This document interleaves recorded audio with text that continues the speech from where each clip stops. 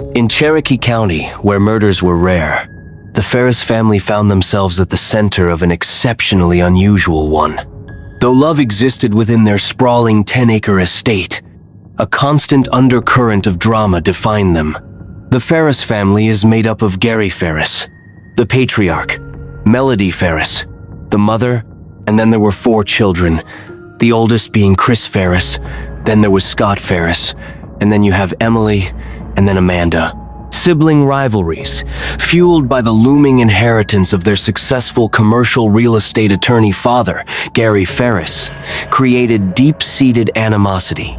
Their mother, Melody, a dedicated stay-at-home mom for 35 years, described herself as the family's constant support, the one they always turned to. Their life on the Ferris wheel, as they called their property with its house, barn, horses, and goats, was unique to them. Everything shattered on July 4th, 2018. Melody and her daughter alerted the authorities to Gary's disappearance.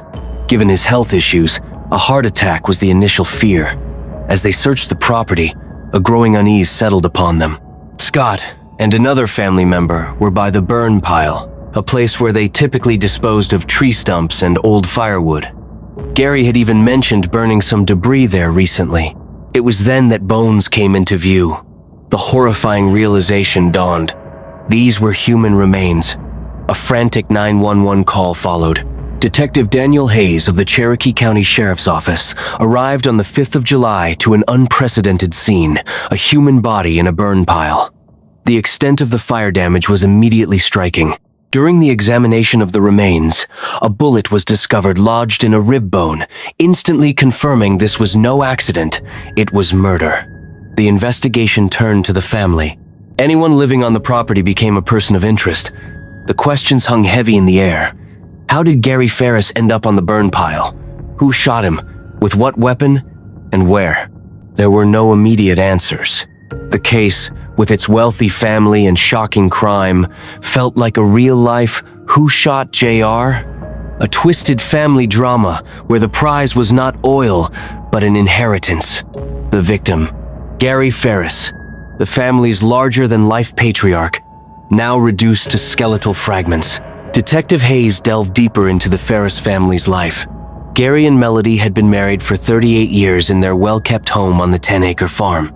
Their son, Scott, a former army man, lived above the barn and managed the farm's daily operations, a seemingly peaceful existence shattered by the discovery at the burn pile. Melody herself expressed her disbelief at such a tragedy occurring there, her world reeling from the shock. Melody recounted to Hayes her last interaction with Gary on the evening of Tuesday, the 3rd of July. He had asked about dinner, and she, noting the abundance of leftovers, suggested he find something himself if he wasn't satisfied. Those were the last words spoken between them. Afterward, Gary had gone to his basement bedroom, where he slept alone due to his sleep apnea and CPAP machine. Scott corroborated seeing his father last at lunch that day.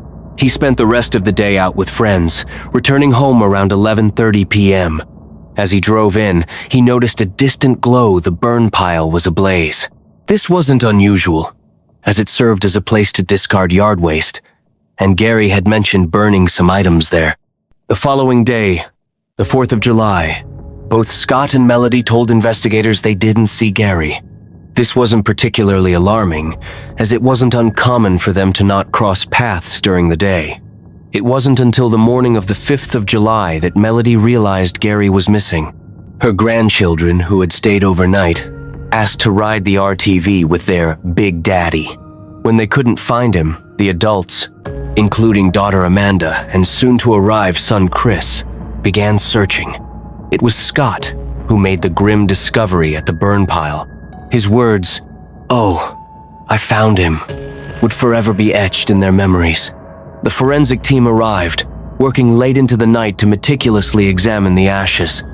Their efforts yielded a crucial piece of evidence, a bullet lodged in Gary's rib. The case had shifted from a potential accident to a murder investigation.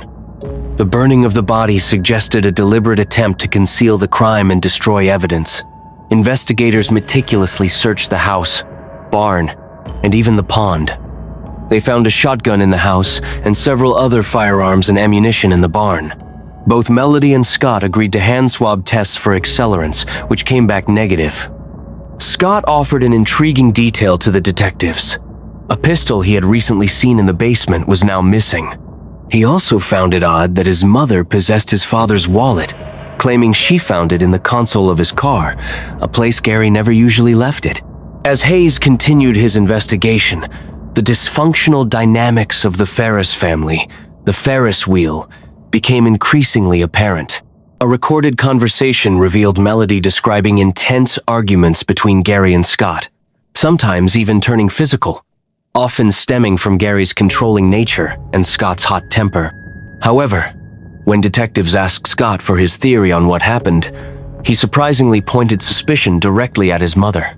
Scott confessed to Detective Hayes that he'd always harbored a suspicion that if anything were to happen to his father, his mother would need a closer look. As the complexities of the Ferris family began to unravel, detectives inquired if Gary had been having an affair. Scott vehemently denied this, describing his father as a devoted, one-woman type of man committed to his marriage.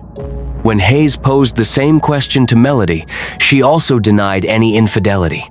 However, the investigation took a significant turn when police discovered what appeared to be drops of blood in the kitchen, on the stairs leading to the basement, and on the basement floor itself. Subsequent testing confirmed the blood in the basement belonged to Gary. Adding to the unsettling evidence, a .38 caliber bullet was found on the basement floor, the same type as the one recovered from Gary's rib bone in the burn pile. This suggested a possible sequence of events, an attack potentially beginning upstairs and continuing down into the basement. Detective Hayes directly asked Melody if she had any involvement in her husband's death. She firmly stated no, claiming she didn't harm Gary and didn't know who did. Despite her denials, Hayes remained skeptical. A search of Melody's purse revealed birth control and a credit card bearing another man's name, Roy Barton. This immediately raised a red flag. The man on the credit card was later identified as Rusty Barton, a farm equipment salesman who traveled extensively in central Tennessee. Investigators discovered that Melody had become acquainted with Rusty in 2014 while caring for his ill stepmother, who was also her cousin. Their relationship soon turned intimate. Melody admitted to loving Rusty, even still, but hesitated to say she was in love with him. The seriousness of Melody and Rusty's affair became a focal point. Evidence suggested it was quite significant. They had even been researching wedding bands. This discovery presented a potential motive for murder, the desire to be with her lover. Scott revealed that Melody and Rusty's affair was an open secret within the family. While Melody might have believed she was discreet, everyone, including Gary, knew. The affair had even spilled into public view when Melody brazenly invited Rusty to her daughter Emily's wedding in 2016, openly socializing with him at the same venue where her husband was present. This caused considerable upset and was something Melody admitted, in hindsight, was a poor decision. The Ferris wheel of family drama seemed to be accelerating, with Melody identified as the primary instigator. According to family members, she consistently stirred up conflict, creating a real-life soap opera fueled by what Hayes believed was the central issue: money. There was constant bickering and jealousy surrounding Gary's finances. Despite being adults, Gary had been generous with his children, helping Emily buy a house and financially supporting Chris's business and children. This generosity, Melody claimed, led her to resent her children, believing they were taking advantage of their father's wealth. She even accused Chris of stealing a significant amount of money. However, Chris denied any financial disputes with his father. Detective Hayes then turned his attention to the financial arrangement between Gary and Scott. While Scott helped manage the farm, Gary provided him with spending money. However, Gary had become frustrated, feeling that Scott was taking advantage of the situation, spending his time golfing, at the lake, and socializing with friends, all seemingly funded by Gary's credit cards. Scott vehemently denied this, asserting that their arrangement was mutually beneficial and that he actively contributed to the farm's upkeep. He insisted there was no mooching involved. Instead, Scott pointed to Melody's financial issues with Gary, attributing them to her extravagant spending on her affair with Rusty. He claimed she would disappear for weeks, during which thousands of dollars would be charged to their accounts. Text messages corroborated this, revealing Gary confronting Melody about her excessive spending and threatening to cut her off. Essentially, Scott argued that Melody was the one facing the potential loss of her financial lifeline. Melody, however, maintained that Gary never restricted her spending, stating she had a debit card in his name and was free to use it as she pleased. Despite living in different states, Melody and Rusty's cell phone records painted a picture of constant communication, including calls in the early morning hours of the 4th of July, 2018, just a day and a half before Gary's body was discovered. When questioned, Rusty revealed a disturbing detail from one of their last conversations. Melody had said, "He is in the burn pile." Rusty's shocked response was to tell her to say no more, wanting no further information. At that point, only the person responsible for Gary's death could have known his body was in the burn pile, leading investigators to believe Melody had inadvertently confessed to murder. She became their prime suspect. While Melody claimed she cooperated fully, Scott recalled a chilling incident the day before Gary vanished, a seemingly prophetic outburst from his mother. She had stormed out of the house, hurled a plate against the wall, shattering it, and exclaimed, "I can't wait till that man's dead. I can't wait till I don't have to live with him anymore." Disturbingly, Gary himself had recorded a video of the shattered plate on the ground, just 3 days before his death. On the 18th of June, 2019, nearly a year into the investigation, detectives felt they had amassed enough evidence to charge Melody Ferris with the murder of her husband, Gary. The delay in the arrest was attributed to waiting for the official autopsy results and positive identification of Gary's remains. However, Detective Hayes still grappled with a significant unanswered question. How could Melody, a woman weighing around 130 pounds, have moved Gary's 300-pound, 6.4 feet or 6.5 feet body from the basement to the burn pile, approximately 50 yards away? The answer, Hayes believed, lay in the farm equipment, a tractor and an RTV, which is a rough terrain vehicle. Melody admitted to regularly operating both. Hayes saw these vehicles as crucial evidence. He examined them, noting the tractor's front bucket, capable of lifting heavy loads.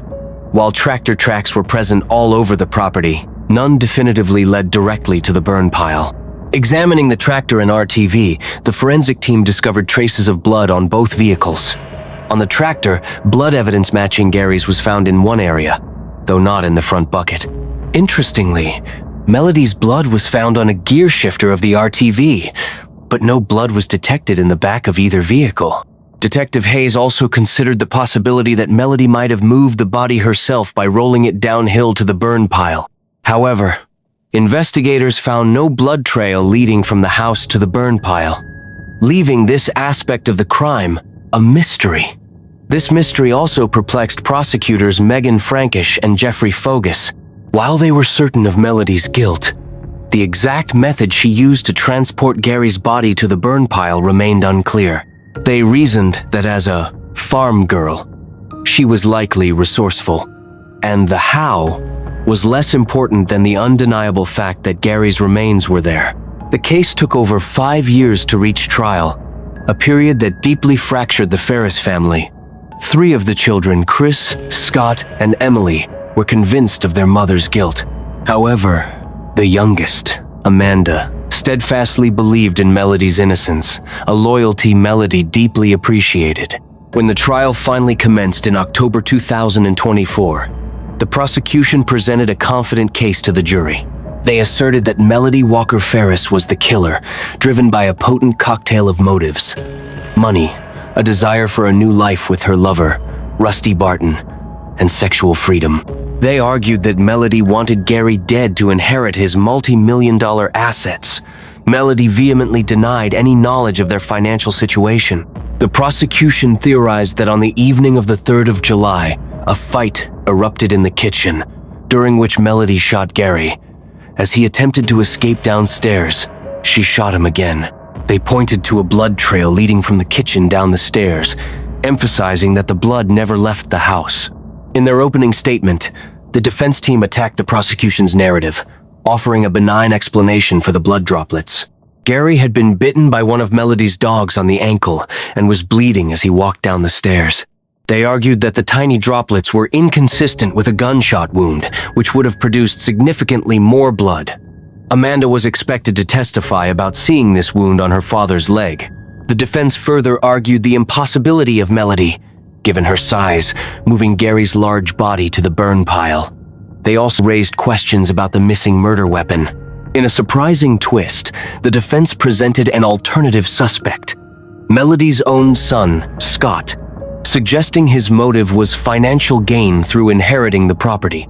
They highlighted Scott's behavior immediately after the discovery of the body, arguing that he consistently tried to steer investigators toward his mother. 13 minutes after law enforcement arrived, Scott was already pointing the finger at Melody, creating a trail for investigators to follow. When the prosecution called Scott Ferris to the stand, they directly asked him if he had murdered his father. Scott adamantly denied the accusation, declaring his love for his father. On the stand, Scott described his father as the backbone and glue of their family. However, Melody, watching from just a few feet away, felt his testimony was a calculated performance, stating that the Scott in the courtroom was not the son she knew but a well-rehearsed version. During cross-examination, the defense highlighted Scott's physical stature of 6'8" and 280 pounds, emphasizing that he was the only person on the farm physically capable of moving Gary's 300-pound body. Scott acknowledged that his size made him a natural suspect, but maintained his innocence, insisting he had nothing to do with it. To establish a motive, the prosecution called Melody's lover, Rusty Barton, to the stand. Initially, there was a correction about his state of residence. He was from Tennessee, not Alabama. He described himself as charming and smart, admitting to having captured Melody's heart. He confirmed their mutual affection and acknowledged that they had been searching for wedding bands, specifically plain gold ones. The prosecution also questioned Rusty about the incriminating phone call where Melody had mentioned Gary being on the burn pile. Rusty had initially told investigators this call occurred before Gary's body was found. However, a year later, after Melody's arrest, he changed his story, claiming the call happened after the discovery. He attributed the discrepancy to a mistake in dates. Prosecutor Focus was skeptical, believing Rusty was trying to protect Melody. He questioned Rusty's credibility, noting that he was still in a relationship with Melody and the uncertainty of the trial's outcome. It's important to note that Rusty was in Tennessee, hours away, at the time of the murder and was never charged in connection to Gary Ferris's death. The trial continued with more witnesses, and eventually, Melody, who had remained silent throughout the proceedings, prepared to address the court, promising a dramatic and explosive statement that would deeply affect her family. Day after day, Melody faced witnesses, including her own children, who were determined to see her held accountable for Gary's death. Chris spoke of his long-held suspicions about his mother's involvement. Emily described Melody's increasing hostility and demands for money. Scott recounted Melody's constant disparagement of their father, as if she were trying to brainwash them into believing he was a horrible person. Melody, when asked about watching her children testify, described it as the most heart-wrenching, gut-wrenching experience of her life, claiming they were lying. She admitted to maintaining a stoic facade in court but confessed that she would leave each night, wanting to scream at the top of her lungs. Melody believed that 3 of her children were attempting to frame her for their father's murder, motivated by one simple reason: money. One of the final witnesses called by the prosecution was Lindsay Harris, who led the intelligence division of the Cherokee County Sheriff's Office. Harris had been tasked with analyzing Gary Ferris's cell phone records from July 2018. She explained that Gary's Android phone had its Google location services enabled, allowing her to precisely track its movements on the family farm. This technology allowed investigators to know when the device was moving within a specific area. Harris's analysis revealed a crucial detail. On the morning of the 4th of July, The day investigators believed Gary's body was already at the burn pile. His cell phone moved from the house to the burn pile and back to the house. Harris stated unequivocally that the device moved between 7:58 a.m. and 9:05 a.m., indicating that someone must have been carrying it. The prosecution argued that the cell phone evidence pointed definitively to Melody Ferris. According to their timeline, she was the only person on the property when Gary's phone moved from the house to the burn pile and back on the morning of the 4th of July. They presented records showing that Scott's phone was miles away from the farm during that crucial period, as he had left around 6:30 a.m. and didn't return until around 8 o'clock or 8:30 p.m. that evening. The defense attempted to discredit this seemingly strong evidence by questioning the accuracy of the phone tracking data, suggesting inconsistencies and potential inaccuracies in the location readings. They called 7 witnesses, including Gary and Melody's youngest daughter, Amanda. Amanda expressed her unwavering belief in her mother's innocence, stating she would continue to believe in her until proven guilty. She spoke of the immense pain and the irreversible loss of her father, adding that the prospect of her mother spending her life in prison was terrifying. As the trial neared its end, the prosecution delivered their closing arguments. They reiterated Melody's motives, her resentment towards Gary for what she perceived as him giving away her money and her desire to be with Rusty. They painted a picture of a woman desperate for a new life. In contrast, the defense focused heavily on the physical impossibility of Melody, given her size, moving her 300-pound husband's body onto the burn pile. They used a demonstration with weights to illustrate the sheer difficulty of such a feat, arguing that the lack of any concrete evidence explaining how she accomplished this created reasonable doubt. On the 30th of October, 2024, the jury began deliberations. After 3 days of deadlock, they informed the judge of their impasse. The judge instructed them to make one final attempt. Melody described feeling absolutely numb during this agonizing wait. Just a few hours later, the jury reached a verdict. Guilty on all 5 counts, including malice murder, felony murder, and making false statements.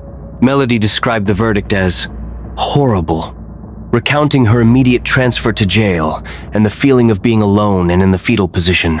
Jurors Sheila Albright and Chris Hyatt revealed that the cell phone evidence was the key factor in their decision. They reasoned that once they established the likely time of death, the movement of Gary's phone after his body was at the burn pile raised an inescapable question. Who else could have been moving it if not Melody? The only person on the property at that time? Sheila Albright also offered her theory on how the murder unfolded, suggesting Melody initially shot Gary inside the house. Given the blood evidence, he tried to flee, and she then forced him at gunpoint to the burn pile, possibly shooting him again there. For Scott and some other members of the Ferris family, the guilty verdict brought a sense of relief and justice for their father after a 6-year search for answers. They remembered Gary as a loving father who had loved and fought for their mother. However, there would be no remorse shown by Melody during her sentencing. Instead of asking for leniency, she used the opportunity to declare to the world who she believed was the real killer, her own son, Scott. She accused him of taking her husband, the father of Chris, Emily, and Amanda, and the big daddy of their grandchildren. Her final words were a direct and unforgiving condemnation of Scott. The courtroom held its breath as Melody Ferris faced sentencing for the murder of Gary, a man she had shared her life with. But instead of a plea for leniency, a shocking accusation ripped through the silence. Melody declared that her own son, Scott, was the true killer. For those present, especially the prosecution, it was an unbelievable moment, a twist no one had anticipated.